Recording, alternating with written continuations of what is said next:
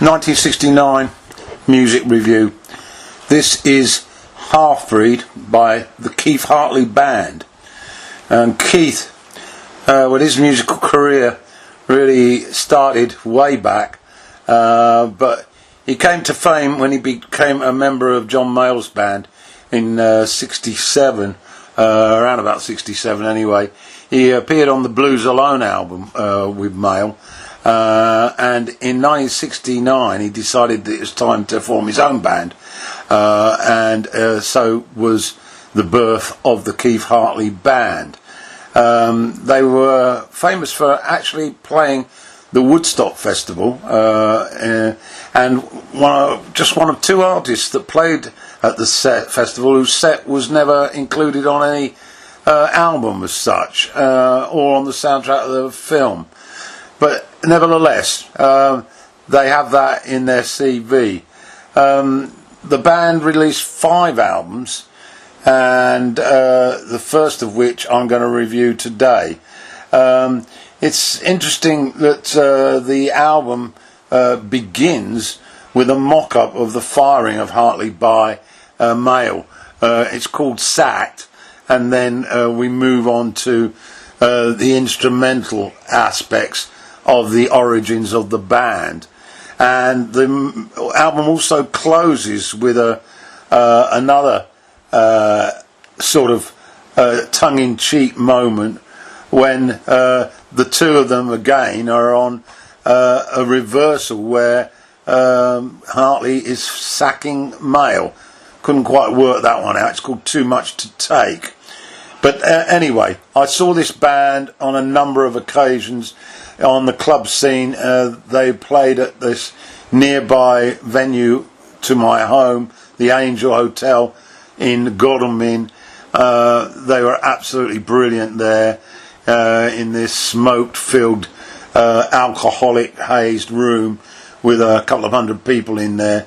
And one of the things that was particularly memorable was the fact that frequently Keef Hartley used to adorn a sort of Indian headdress, and was completely stripped to the waist with the headdress, and he would perform his drumming duties like that, with obvious help from variously provided glasses of beer.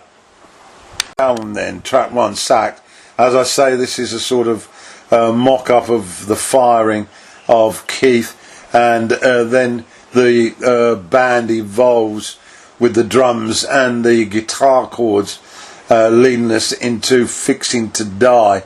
It's a perfect start, segueing into Heart and Flowers and the Halfbreed. There's some great chunky keyboards on this, and guitar from well, I thought it was Miller Anderson, but I've been corrected via the internet that it was in fact the other guitarist credited in Wikipedia. His name was Spit James, although his real name was Ian Cruikshank, and he's credited with most of the lead guitar work on this album, with Miller Anderson on vocal duties and second guitar. So now you know that.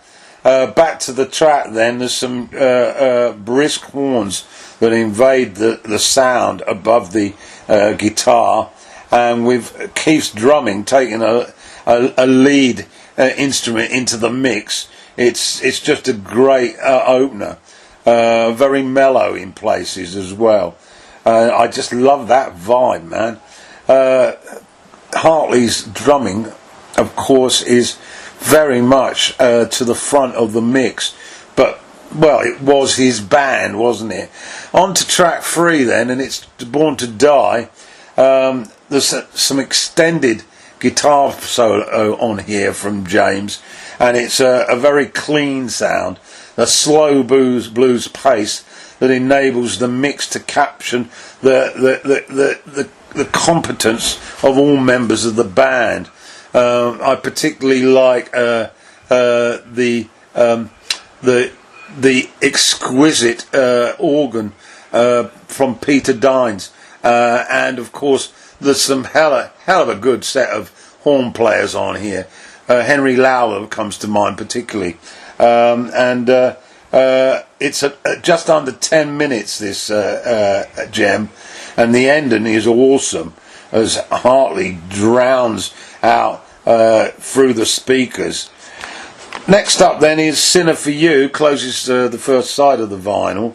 Interestingly, the vinyl, I bought the vinyl when I was on holiday with my parents in Mallorca, and it was a very early purchase, I have to say. I was only 15 or so, and it was in Spanish, the writing.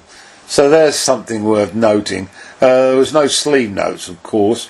So Sinner for You, and it's a real stomper. The horns are strong and juxtapose the guitar prominence. There's a lovely flute solo by Lynn Dobson towards the back end as we get to the outro. Side 2 then opens with Leaving Trunk. This is a blues song, originally written by Sleepy John Ayres. It was called then Milk Cow Blues, and there was another version by Taj Mahal with basically the same sort of lyrics. So it's the same song really, just fiddled about a bit, and it's a solid blues grounding. And Anderson's vocals are a highlight here. Dines' organ drives the beat, and there's 2 lead guitars on this one, so Anderson must have joined in with the lead guitar duties. It almost had a sort of inkling towards the Allman Brothers, who are also on the horizon at this particular time, admittedly across the pond, a band that I absolutely love. And there's a very much faster style guitar at the back end, which is pretty reminiscent of the Duane Allman, Dickie Betts contributions. Next up is Just to Cry, a slow ballad with some elegant trumpet from Lowther to set the mood. Lyric is a bit sentimental, turd-jerking stuff, not a strong point here, but there's some echoey wah-wah style guitar that's very impressive, and a nod to psychedelia, which was around at that time. I heard a little bit of Randy California, the lead guitarist and founder of Spirit. Then we move into Too Much Thinking, a slow horn-driven blues, and in fact you can cut the horns out and it sounds just like Clapton. Well, it does to me. The slow horn montage, they makes the sound exceptional. And a word about Hartley, as the violin pours its way into the mix, he really lets loose with that easy tempered drumming that's one of his traits. You can imagine him dressed up with that Indian headdress and war paint at the rear as commander of this particular chieftain. Anyway, towards the end the violin melts in with the horns perfectly. And then we move on to the track Leave It in the Morning. This wasn't on the original release. They added it on the reissue in 1995. It's a bit bland, I thought. Skippy bluesy restrained piece with the horns taking the lead rhythmically. As I say, not on the original, and it didn't seem to fit with the rest of the mood of the album.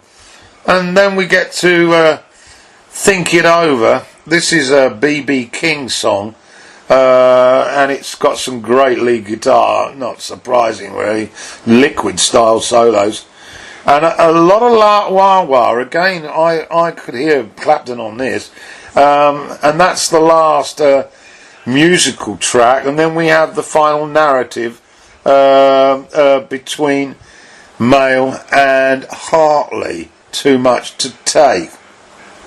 This is a first-class jazz blues record from that era, and you will find it difficult to find another as good as this. So I suggest you get to listen to it. It's called Halfbreed. It's the debut album by the Keef Hartley Band, and I love it.